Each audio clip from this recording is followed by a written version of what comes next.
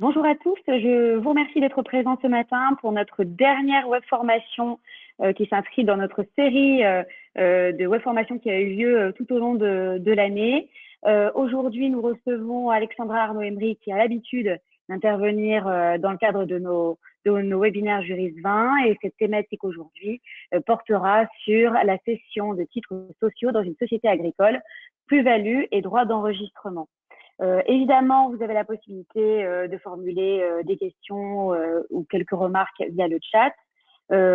Ces questions et ces remarques seront ensuite communiquées à la fin du webinaire à notre intervenante. Donc, nous remercions chaleureusement Alexandra pour son intervention de ce matin et je vous laisse à l'écoute de ce webinaire et n'hésitez pas si vous avez des questions. Merci beaucoup. Bonjour à tous. Donc, nous voilà dans la continuité du webinaire que j'ai animé le mois dernier. Pour mémoire, le mois dernier, nous étions arrêtés sur société, régime fiscal et vente de terres par la société. Le webinaire que nous allons aujourd'hui écouter ensemble concerne la cession des titres sociaux. Et pourquoi j'insiste sur le fait que c'est dans la continuité du premier, c'est tout simplement parce qu'on va voir qu'il était hyper important de qualifier le régime fiscal de la société pour pouvoir aujourd'hui avancer sur la détermination de la nature de la plus-value en cas de cession des titres sociaux. Alors, ne s'arrêter que sur les plus-values quand on parle de cession de titres sociaux, ça serait dommage. Pour on va dire, faire un tour d'horizon complet, il est mieux d'envisager également les droits de mutation à titre onéreux. Donc, comme vous le voyez à l'écran, le PowerPoint se découpera, excusez-moi, je bug ce matin, se découpera en deux temps. Plus-value exigible du chef du cédant, droit de mutation à titre onéreux exigible du chef du cessionnaire. Alors bien évidemment, il y aura une partie retour aux fondamentaux puisque nous sommes en société agricole, hein, mais nous sommes d'abord en société qui seront soit l'IR, soit l'IS. Et en droit de mutation, on verra bien sûr les régimes des droits communs, mais également les régimes de faveur qui sont propres à la matière agricole. Alors pour commencer, allons faire un tour du côté des plus-values. Effectivement, quand une personne cède des titres sociaux, que les sociétés concernées soient des sociétés de droit commun ou encore des sociétés purement agricoles, ce cédant réalise nécessairement une plus-value. En matière de plus-value sur cession de titres, il y a une grande summa divisio entre les titres dont la cession déclenche des plus-values privées ou encore appelées plus-values des particuliers et les titres dont la cession déclenche des plus-values professionnelles. Pourquoi est-il essentiel de faire la distinction en termes de nature, en termes de qualification entre ces deux types de plus-values? Trois raisons. Première raison, c'est que les faits générateurs de taxation ne sont pas les mêmes. Ils sont beaucoup plus étendus en matière de plus-value professionnelle qu'en matière de plus-value des particuliers. Je m'explique. Prenons une cession à titre onéreux réalisée par un associé détenant des parts de GFA. J'anticipe sur notre propos, mais ça vous permettra de comprendre. Le GFA, on l'a vu lors de notre précédent webinaire, il peut être GFA exploitant ou GFA non exploitant. Le GFA exploitant, on le verra, je vous expliquerai pourquoi, on va avoir, pour l'associé qui exerce son activité dans le GFA, en cas de cession, la réalisation d'une plus-value professionnelle. Si c'est un GFA non exploitant, eh bien, le cédant réalisera une plus-value des particuliers. On parle maintenant de nature de l'opération.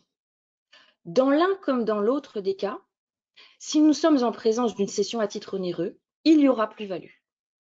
Si on parle d'une donation, si notre GFA est non exploitant, on sait tous que cette plus-value va être purgée, puisque en matière de plus-value des particuliers, la donation ou encore la transmission à cause de mort ne constitue pas d'effet générateur de plus-value. À l'inverse, si on est dans le champ d'application des plus-values professionnelles, la donation comme la transmission à cause de mort constitue un fait générateur de plus-value professionnelle. Donc, je le répéterai au niveau de ma conclusion sur les plus-values, mais il faut bien avoir à l'esprit que dès qu'on aura qualifié en cas de cession de titre une plus-value qui sera de nature professionnelle, il faudra se dire que le fait générateur est beaucoup plus large qu'en matière de plus-value des particuliers. La deuxième raison qui nous incite bien évidemment à faire cette distinction, ça va être le régime d'imposition. On ne taxe pas de la même manière une plus-value des particuliers et une plus-value professionnelle. Enfin, la troisième raison de s'intéresser à cette différence de nature, ce sont bien sûr les régimes d'exonération. À chaque type de plus-value, ses propres régimes d'exonération.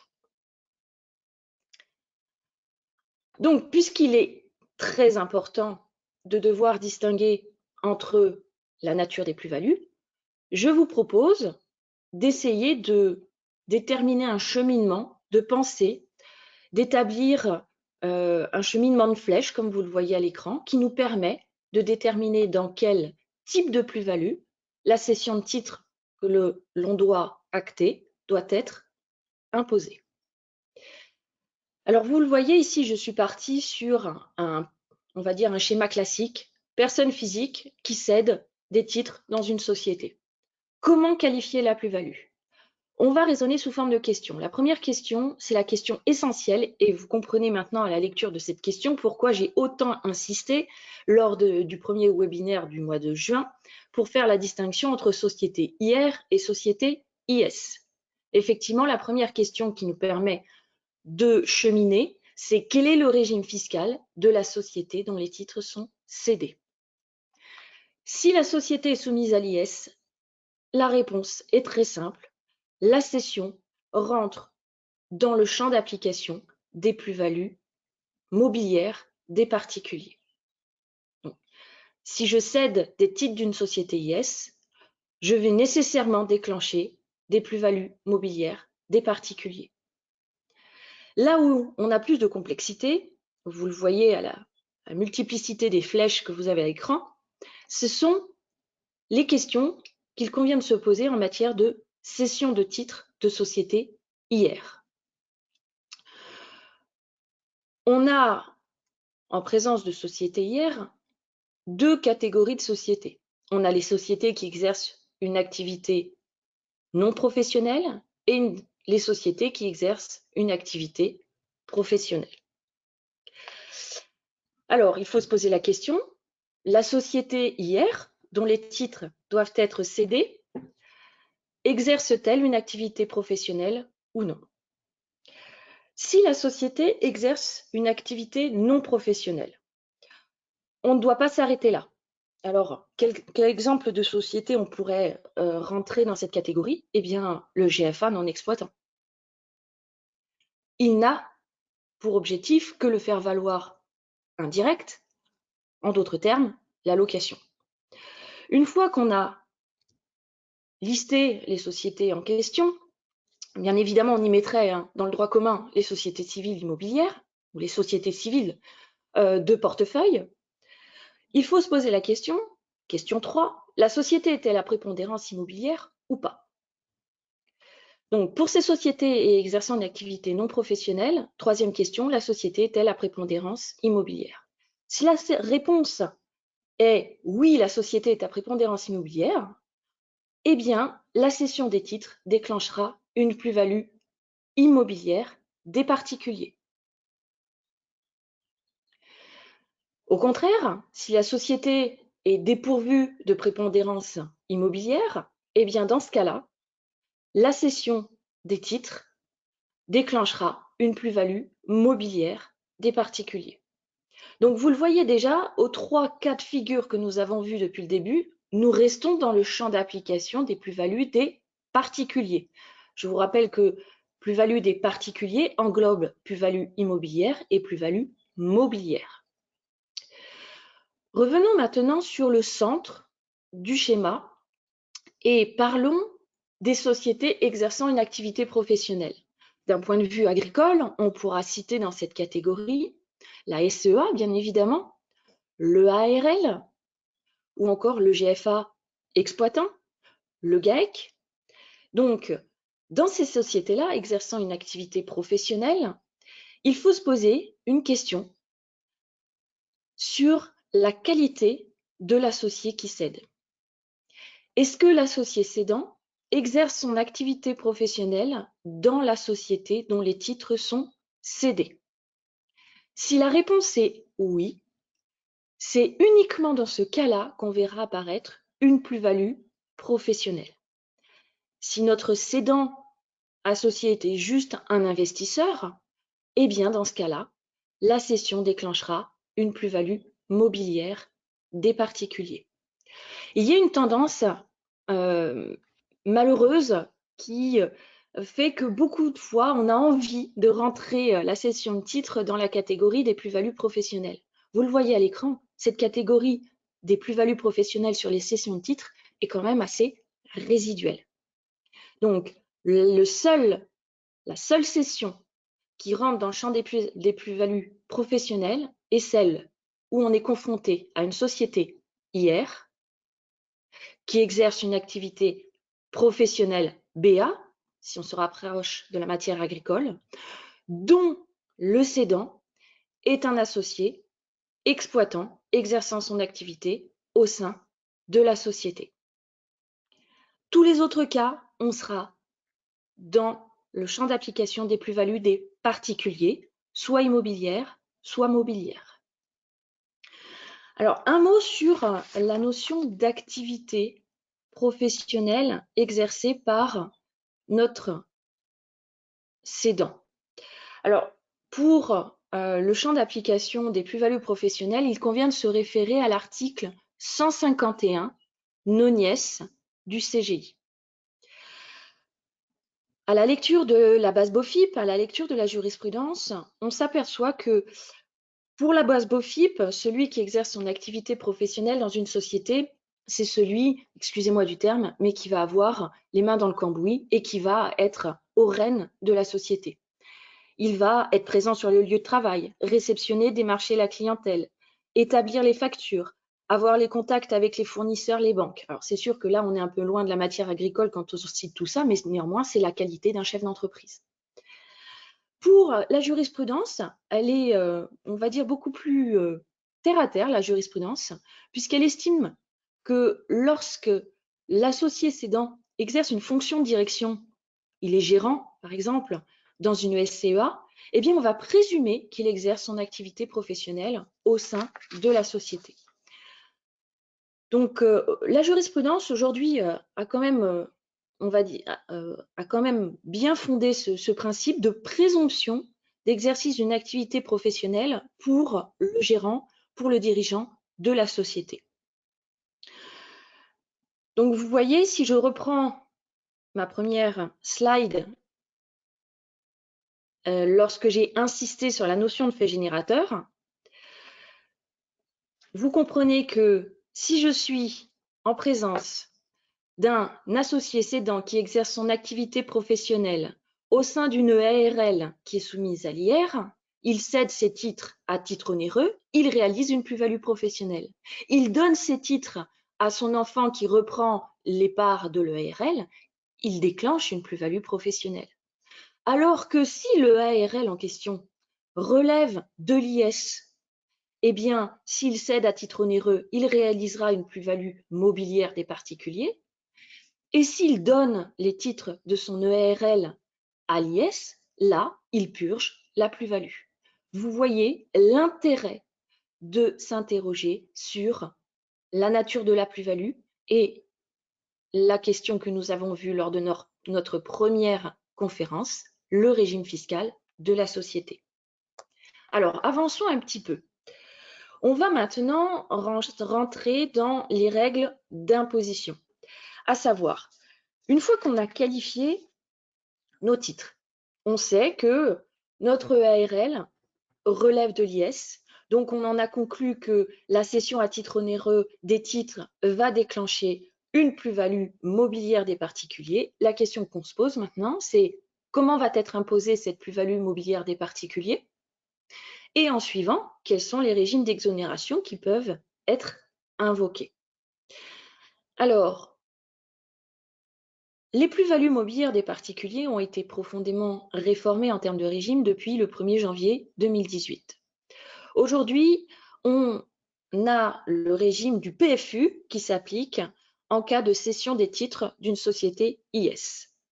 Donc le PFU, vous le connaissez tous, c'est une taxation forfaitaire à l'impôt sur revenu de 12,8%, auquel s'ajoutent les prélèvements sociaux au taux de 17,2%. Donc, si je cède des titres, des parts sociales dans une EARL à l'IS, je vais faire prix de cession moins prix d'acquisition. La différence que j'aurai obtenue, je la soumettrai à 30% et j'aurai 12,8% forfaitaire d'IR. Alors bien sûr, ce régime du PFU, c'est régime de droit commun, mais il est tout à fait possible pour le contribuable de pouvoir maintenir une imposition au barème progressif. Dans ce cas-là, il faudra que notre contribuable fasse une option en ce sens et matérialise cette option dans le cadre de sa déclaration d'impôt. Alors attention, ça a une conséquence non négligeable. Cela signifie que l'option va être globale. Elle ne concernera pas que la taxation de la plus-value, mais elle concernera également la taxation des éventuels dividendes que l'associé cédant peut percevoir dans cette société ou dans d'autres sociétés. Donc il faut bien concevoir que si on opte pour le barème progressif, cette option a une conséquence beaucoup plus globale. Quels sont les régimes d'exonération? Alors en matière de régime d'exonération, il faut faire une grande distinction entre les titres qui ont été souscrits ou acquis avant le 1er janvier 2018 et les titres sociaux souscrits ou acquis après le 1er janvier 2018. Donc, comme je vous le disais tout à l'heure, en matière de régime de taxation des plus-values mobilières, on a eu entre 2013 et 2018 beaucoup de mouvements. Et préalablement, avant le 1er janvier 2018, on avait des régimes qui permettaient d'appliquer des abattements pour délai de détention. Le législateur, pour assurer la transition entre ces différents changements, donc propose un maintien, dans certains cas, des anciens régimes. Et donc, c'est pour cette raison qu'il est nécessaire de s'intéresser à la date de souscription ou d'acquisition des titres pour savoir quels sont les régimes de faveur qui peuvent s'appliquer. Alors, pour les régimes de faveur qui peuvent s'appliquer aux titres souscrits, enfin, le régime de faveur qui peut s'appliquer aux titres souscrits avant ou plutôt après le 1er janvier 2018, on n'en a qu'un. C'est l'abattement de 500 000 € qui est ouvert aux cédants qui, globalement, partent en retraite et cessent d'exercer des fonctions au sein de la société dont les titres sont cédés. Alors, je vais y revenir juste après. Vous voyez à côté, dans la colonne du milieu, pour les titres qui sont souscrits ou acquis avant le 1er janvier 2018, on va se retrouver avec un choix à faire.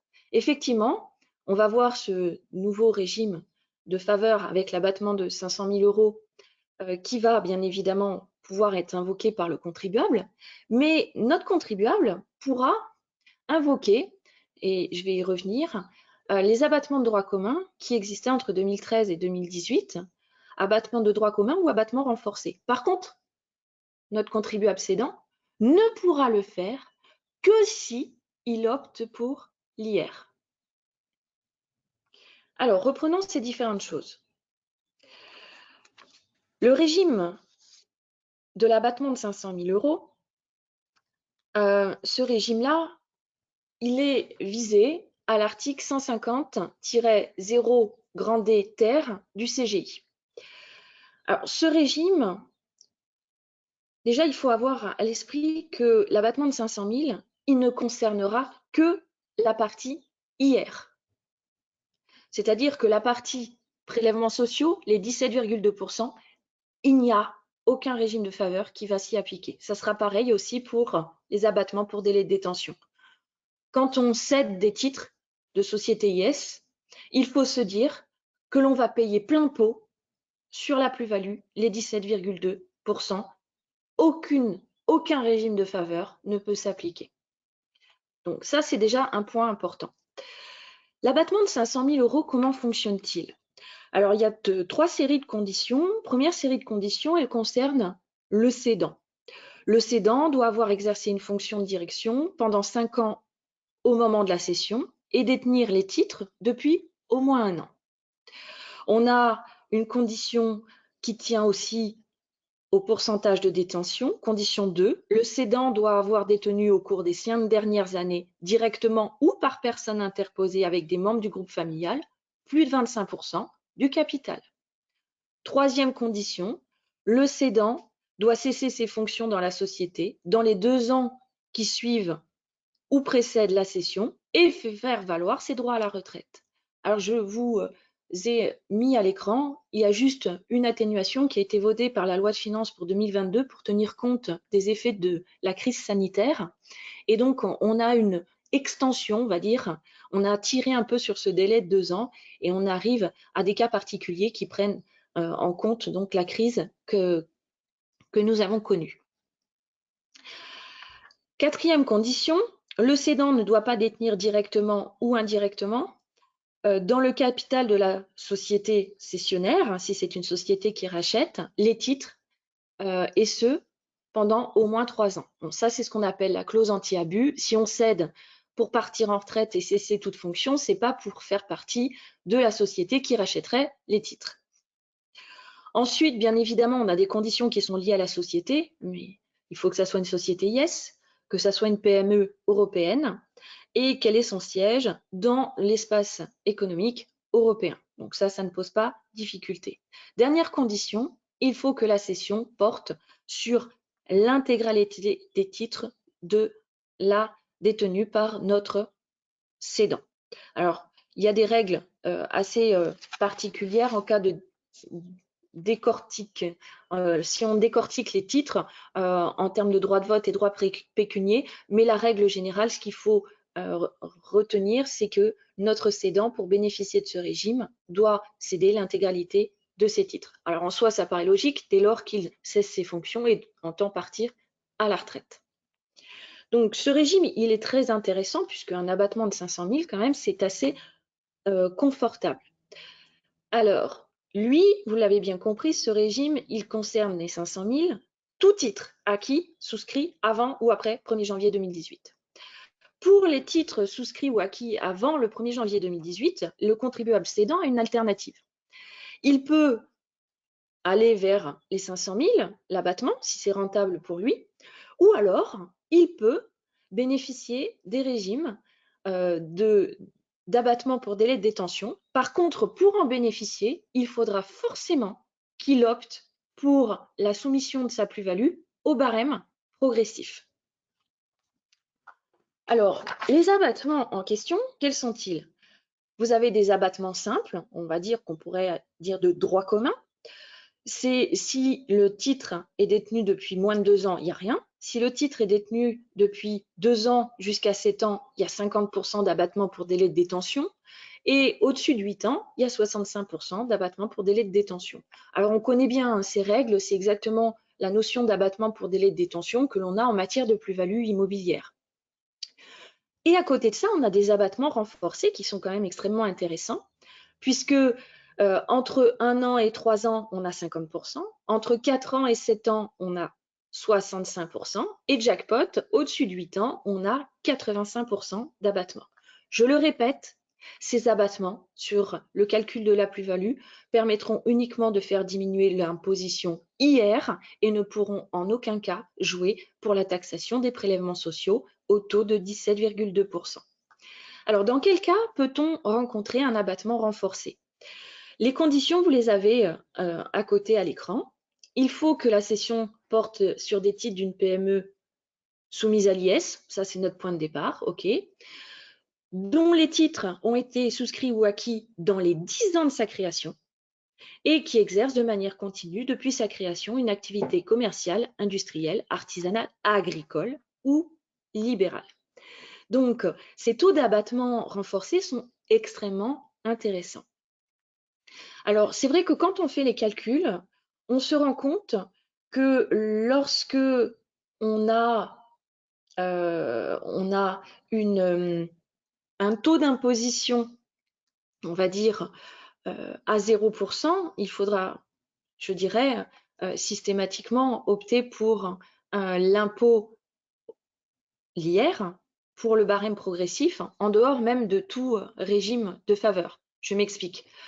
Je suis contribuable, je fais une cession de titre de société IS. Je suis non imposable. Il ne sert à rien pour moi que je sois au PFU. Le PFU va m'être taxé à 12,8%, alors que si j'opte pour l'IR, je n'aurai pas d'impôt sur le revenu puisque je suis non imposable à l'IR. Donc, il y a déjà ce raisonnement-là. Ensuite, si on est en possibilité d'avoir un régime d'exonération, si je cède alors que je ne peux pas bénéficier de mes droits à retraite, je cède en cours de vie. On ne peut en aucun cas invoquer l'abattement de 500 000 euros. Là aussi, il sera bien évidemment intéressant que j'opte pour la soumission de ma plus-value au barème progressif, ne serait-ce que pour bénéficier des abattements simples. Si ça fait plus de 8 ans, j'ai quand même 65%. De manière générale, on s'aperçoit que lorsqu'on peut bénéficier de l'abattement renforcé, donc, et que l'on détient les titres depuis plus de 8 ans, on sera très souvent dans l'hypothèse où il faudra opter pour le barème progressif. La soumission au PFU ne sera pas intéressante. Et ce, même parfois, si on est en présence de la possibilité de bénéficier d'un abattement de 500 000 euros pour départ en retraite. Donc, il y a plein de, on va dire, d'éléments à prendre en compte dans les calculs, mais il ne faut pas se dire que le PFU est forcément la bonne solution avec l'abattement de 500 000. Il faut poser les calculs. Alors par contre, pour poser les calculs, je le répète, les abattements simples ou renforcés ne peuvent s'appliquer que sous 2 postulats préalables. Il faut qu'on soit en présence de titres souscrits ou acquis avant le 1er janvier 2018 et il faut qu'on ait volontairement opté pour la soumission de la plus-value au barème progressif. En d'autres termes, pour finir sur ce point-là, il faut nécessairement poser les calculs. Alors maintenant, on va s'intéresser aux plus-values professionnelles.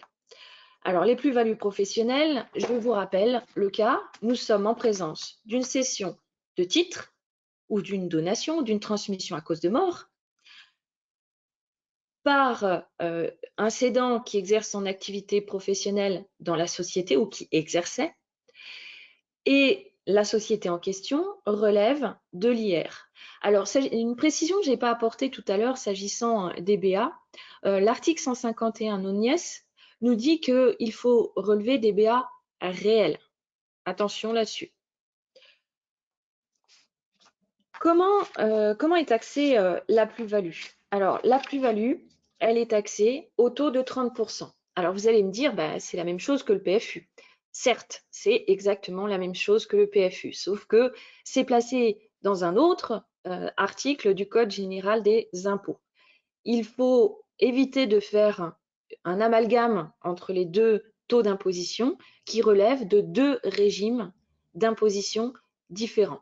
Je sais, malheureusement, le PFU il est à 30%, la taxation des plus-values professionnelles est aussi à 30%.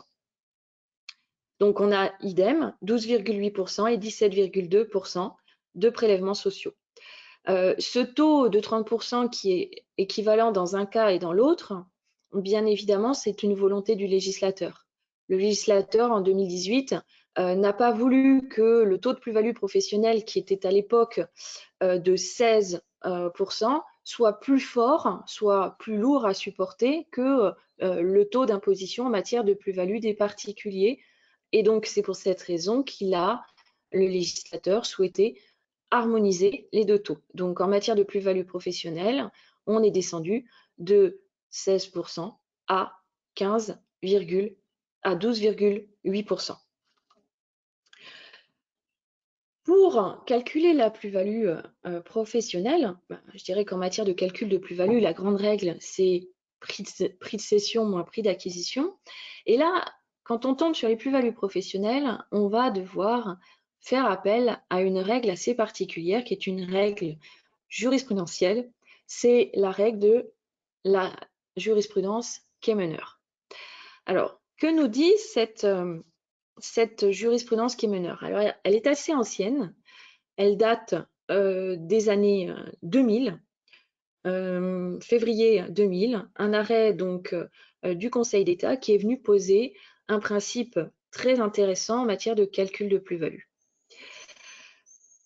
La jurisprudence a raisonné en souhaitant que le contribuable ne soit pas imposé deux fois en application du principe non bis in idem. Je vais y arriver. Alors, lorsqu'on est dans une société hier et que la société réalise des bénéfices, les associés sont imposés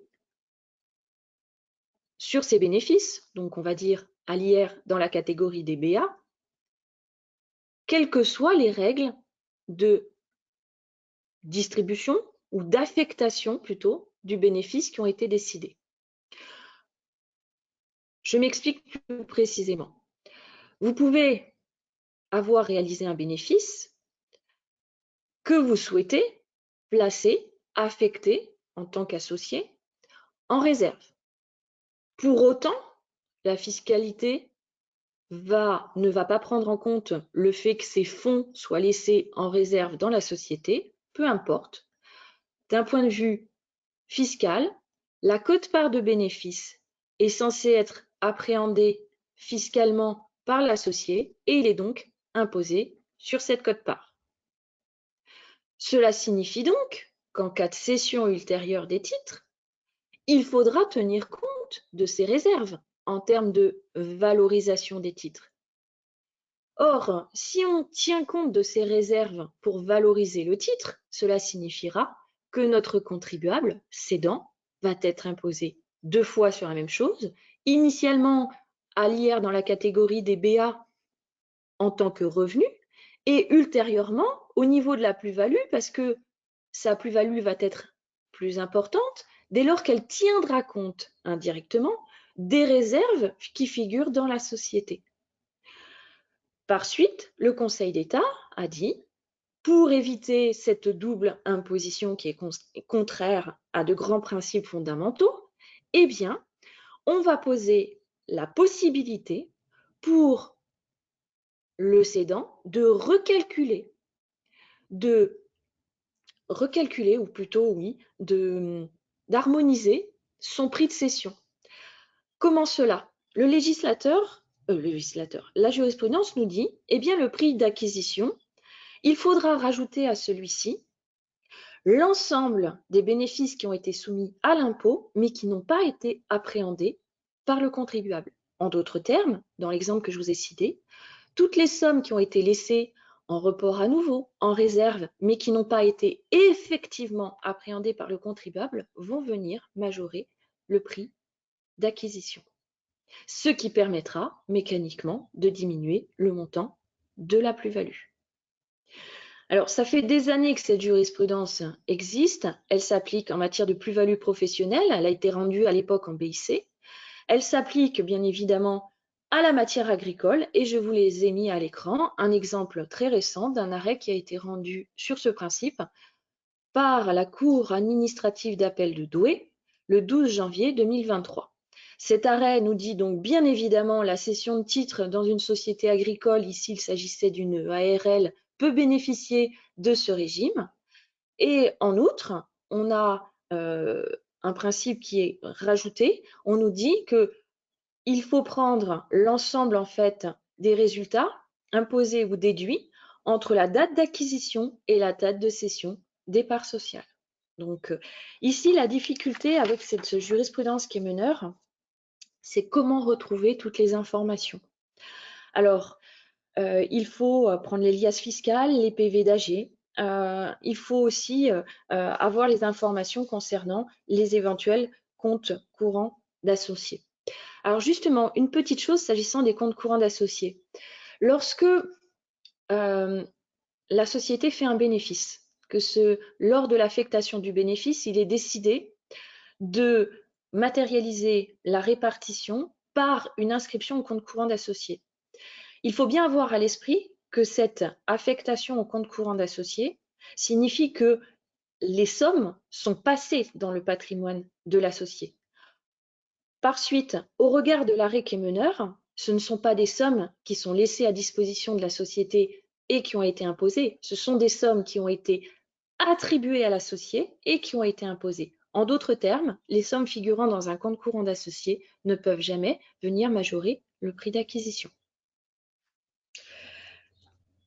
Voyons maintenant les régimes de faveur qui existent. Alors, on en a déjà parlé la dernière fois de nos régimes de faveur, donc je les citerai rapidement. Sur les plus-values de cession de titres, donc qui déclenchent des plus-values professionnelles, on a 4 régimes de faveur qui peuvent s'appliquer. Alors, on va faire une distinction déjà entre les transmissions à titre onéreux et les transmissions à titre gratuit. En matière de transmission à titre onéreux, les 4 articles que vous avez à l'écran, et donc les 4 régimes en question, vont trouver application. Alors que si on est en transmission à titre gratuit, donation ou décès et transmission à cause de mort, l'article 151 septies grand A, lui, ne trouvera pas application. Donc, on en a un de moins en matière de régime d'exonération.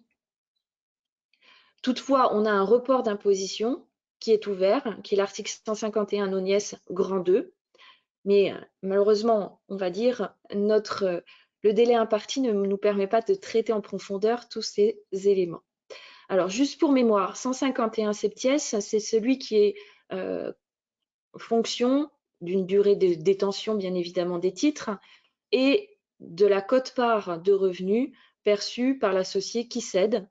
Il faut qu'on soit en dessous des seuils requis, et plus particulièrement pour la matière agricole, on est à 250 000 € pour une exonération totale et une exonération partielle dégressive si la quote-part de revenus perçue par l'associé cédant est comprise entre 250 000 € et 350 000 €.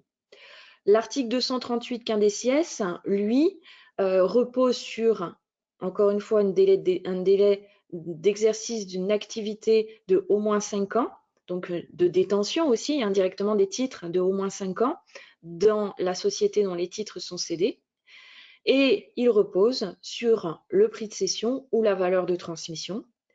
On est en matière de cession, par exemple, on est sur 500 000 €. En dessous de 500 000 €, on va avoir une exonération totale. Entre 500 000 et 1 million, on aura une exonération partielle dégressive. L'article 151 septies grand A, c'est la possibilité, en cas de cession à titre onéreux de titres, de pouvoir bénéficier d'une exonération sur la partie uniquement plus-value IR. Si la personne part en retraite, cesse ses fonctions dans la société et bien évidemment transfère l'intégralité de ses titres. L'article 151 septies grand B, on en a parlé lors de nos précédentes formations et je vous avais dit qu'il concernait tout ce qui était immobilier inscrit et affecté à l'activité. Alors, je vais m'arrêter un peu plus sur celui-ci puisqu'il est assez surprenant cet article et on peut très bien le rencontrer en présence de cession de titres. Alors, pour mémoire, ce régime de l'article 151 septies grand B, il nous propose d'appliquer un abattement pour délai de détention qui est décompté à partir de la 5e année en l'occurrence qui est de 10% par année, et ce qui permet, au bout de 15 ans, de bénéficier d'une exonération totale. Je vous rappelle que, de base, ce régime, il ne concerne que les plus-values à long terme, et on a plus l'habitude de le rencontrer sur des cessions d'immeubles, de locaux, de terres, et de pouvoir l'appliquer dans ce cas-là. Toutefois, la base BOFIP nous propose un exemple que vous avez à l'écran qui concerne l'application de ce régime de l'article 151 septies grand B en présence d'une cession de titres. Alors l'exemple, je vais vous le lire, et après on transposera la matière agricole. Une société en nom collectif, SNC, non soumise à l'impôt sur les sociétés, exerçant une activité d'hôtellerie, a apporté à une société civile immobilière créée à cet effet l'ensemble des immeubles affectés à l'exploitation. La SCI ne détient aucun autre actif. La cession des parts de la SCI par la SNC peut bénéficier de l'abattement prévu à l'article 151 septies grand B. Ça, c'est tout à fait logique. C'est comme si notre SNC avait tout simplement, on va dire, son immeuble à l'actif et qu'elle vend son immeuble.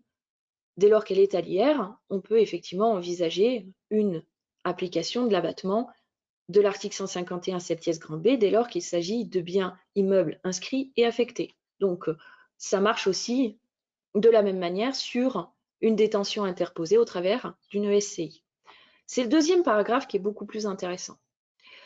Dans l'hypothèse où les parts de la SCI représentent au bilan de la SNC, au jour de la vente des parts de la SNC, plus de 50% de la valeur réelle des éléments d'actifs, la SNC sera elle-même réputée être à prépondérance immobilière. Dans ce cas, les associés de la SNC, dans la mesure où ils exercent leur activité professionnelle dans la SNC, pourront bénéficier, le cas échéant, d'un abattement sur la plus-value à long terme dégagée lors de la vente. Ce qu'on nous dit ici, c'est lorsque vous avez une société d'exploitation qui est soumise à l'IR, qui détient beaucoup d'éléments d'actifs immobiliers. Elle reste pour autant une société d'exploitation. Pourquoi? Parce que cet immobilier lui sert à son activité professionnelle. Si c'est le contenant qui est cédé par l'associé, on va dire que notre associé, donc c'est quelqu'un qui exerce son activité dans la société, cette société est à l'IR, dans la catégorie des BA, on va se rapprocher à notre matière, eh bien, il va réaliser une plus-value professionnelle. Mais attention, si dans la société, toute la partie immobilier représente plus de 50% de la valeur totale de l'actif, eh bien, on va être en présence d'une plus-value professionnelle à prépondérance immobilière. Et là, par magie, la base BOFIP nous dit, eh bien, il sera tout à fait possible d'appliquer l'article 151 septies, grand B du CGI. En d'autres termes, si les titres sont détenus par le cédant depuis plus de 15 ans, il pourra gommer complètement la plus-value sur la cession des titres. Alors, il faut avoir à l'esprit qu'en matière de cession de titres, dès lors que les titres sont détenus depuis plus de 2 ans, c'est forcément une plus-value à long terme qui va être réalisée. Donc, dans ce cas-là, ça veut dire qu'on gommera complètement la plus-value sur la cession de titres. Prenez par exemple, on peut le concevoir sur une SCEA qui détiendrait l'ensemble des terres nécessaires à son exploitation ou une ARL qui est à l'IR. Un associé qui cède, c'est un associé, il est exploitant. Eh bien, s'il détient depuis plus de 15 ans et surtout que la valeur des terres excède 50% de la valeur totale des éléments d'actifs, on se retrouvera avec la possibilité de bénéficier d'un abattement pour délai de détention et une exonération totale au bout de 15 ans de détention des titres. Alors, je suis persuadée qu'en pratique, ce type de situation se rencontre, mais on n'y pense pas forcément à ce cas d'exonération parce qu'il est vraiment assez surprenant. En fait, tout part de la notion de plus-value professionnelle à prépondérance immobilière. Alors, on va passer au droit d'enregistrement parce que le délai court. Alors, en matière de droit d'enregistrement, donc on se positionne du côté du cessionnaire. Notre cessionnaire, il faut toujours se dire combien va-t-il payer en termes de droit d'enregistrement, droit de mutation à titre onéreux lorsqu'il achète les titres. Une grande summa divisio, on va devoir d'abord se poser une première question.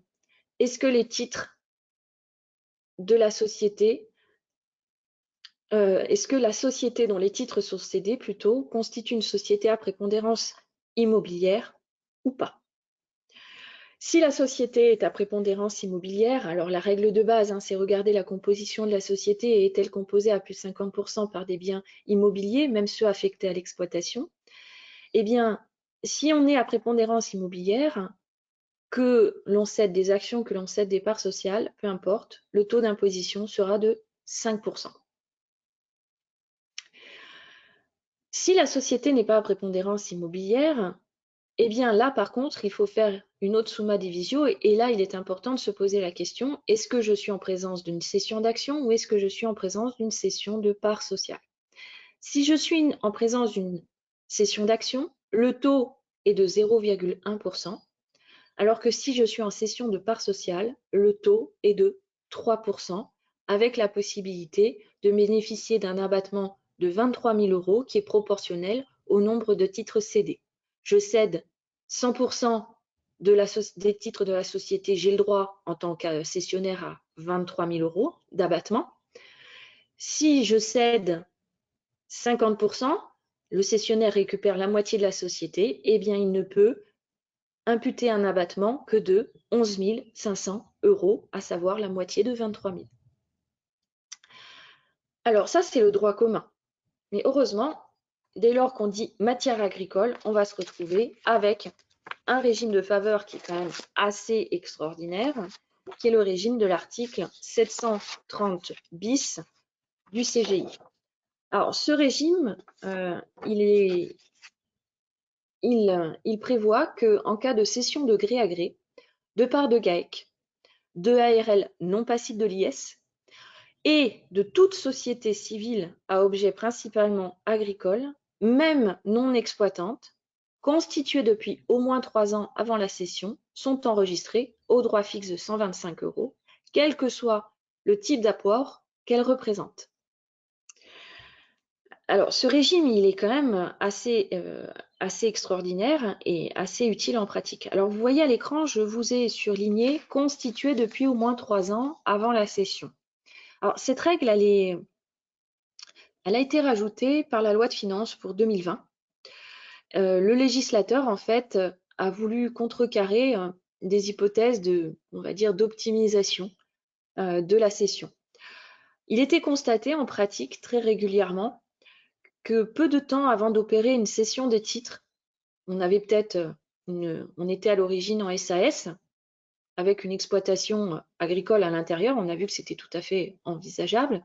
Eh bien, peu de temps ou concomitamment aux opérations de protocole et des opérations juste avant la cession, eh bien que cette SAS, par un coup de baguette magique, demandait sa transformation en une société civile à objet principalement agricole, en l'occurrence en SCEA, l'objectif bien évidemment étant qu'au moment de la cession de titres, on puisse bénéficier du droit fixe de 125 €.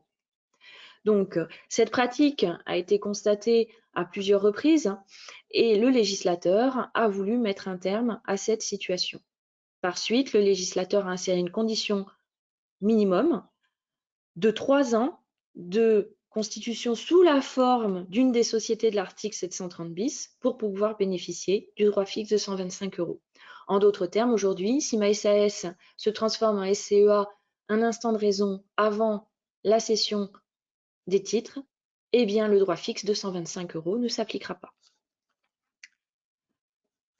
Au niveau du champ d'application de ce dispositif, les sociétés concernées, donc c'est le GAEC, le ARL non passible de l'impôt sur les sociétés, la SCEA, le GFA exploitant ou non exploitant, le GAF, le groupement forestier, mais également les groupements fonciers ruraux, les groupements.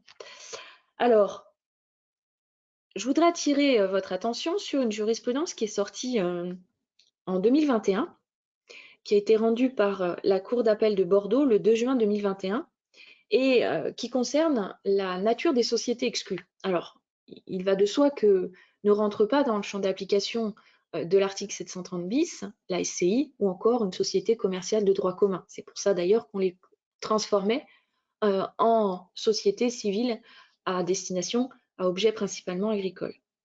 Dans cet arrêt, les juges sont venus se prononcer en fait sur la notion de objet principalement agricole. Et la décision de jurisprudence affirme que lorsque l'objet social est de nature strictement immobilière, c'est-à-dire un objet social rédigé comme celui d'une société classique, société civile classique, nonobstant la nature agricole des terrains dont elle est propriétaire, la société ne doit pas être considérée comme ayant un objet principalement agricole pour l'application de l'article 730 bis du CGI. Donc ici, il faut être vigilant, ce que nous apprend cet arrêt, sur le contenu de l'objet social dans les statuts. Il faut vraiment qu'on ait des références à la matière agricole. On ne peut pas avoir un objet de société civile immobilière classique, même si à l'intérieur, on a des biens de nature agricole. Donc il faut vraiment être, on va dire, précis, et il faut mettre une connotation agricole dans l'objet social. Alors, il existe d'autres régimes de faveur propres à la matière, un régime de faveur propre à la matière agricole, mais malheureusement aujourd'hui, on doit se dire qu'il est quand même un petit peu périmé. Alors pourquoi? Parce que le régime de l'article 730 bis étant tellement favorable, on ne voit pas pourquoi on utiliserait cet autre régime. C'est l'article 730 ter qui nous propose de soumettre à l'enregistrement au taux de 2,50 les cessions de parts de groupements fonciers agricoles, de groupements fonciers ruraux et de groupements forestiers représentant des apports de biens indivis lorsqu'elles interviennent entre personnes parentes. Donc ce régime, il pourrait être encore appliqué, mais bien évidemment, vu qu'on est taxé à un taux proportionnel de 2,5, c'est beaucoup moins intéressant que si on est taxé à un droit fixe de 125. Donc il est devenu un peu obsolète de fait. On pourrait le voir ressurgir dans un cas, ce serait si notre groupement a été constitué depuis moins de 3 ans. Là, effectivement, si on répond aux conditions, il pourrait redevenir intéressant et il pourrait être utilisé. À ce jour, il faut reconnaître qu'il y a très peu de questions dessus. Enfin, le dernier régime, et qui, à mon sens, est également obsolète de fait, c'est le régime de l'article 732 ter. Alors, ce régime de l'article 732 ter, on le connaît parce qu'il relève du droit commun. Lui, il n'est pas propre à la matière agricole. Il nous permet d'appliquer, en cas de cession de titre, un abattement de 300 000 € sur donc l'assiette des droits de mutation à titre onéreux lorsque la personne qui rachète les titres est soit un salarié, soit un membre proche faisant partie du cercle familial du cédant. Alors, ce régime, pourquoi n'est-il pas utilisé en matière agricole? Je crois que je l'ai très rarement vu, même quasiment jamais, mais pour plusieurs raisons. La première, c'est que même si on a un abattement de 300 000, il y a de fortes chances que le droit fixe de 125 € reste toujours plus intéressant. En outre, il ne faut pas oublier que ce régime est subordonné à un engagement de poursuivre l'activité de la société pendant 5 ans. Donc on a un engagement à prendre alors que dans le régime de l'article 730 bis, le droit fixe, si les conditions sont remplies, s'applique sans condition. Enfin, quand on lit le texte de l'article 732 ter, il est induit que la société est constituée un fonds agricole. Or, on ne va pas, on va dire, avoir la constitution de ce fonds agricole systématiquement, ce qui veut dire que l'une des conditions de l'article 732 ter ne serait pas remplie, ce qui fait que ce dispositif d'abattement de 300 000 € est très rarement exploité en matière de société agricole et de cession des titres, même si le cessionnaire est un salarié ou un membre proche du cercle familial. Donc voilà, j'en ai terminé avec ma présentation. Je vous écoute si vous avez des questions. Merci beaucoup Alexandra pour cette intervention. Je n'ai pour le moment pas de remarques particulières ni de questions. Donc j'imagine que c'était très clair.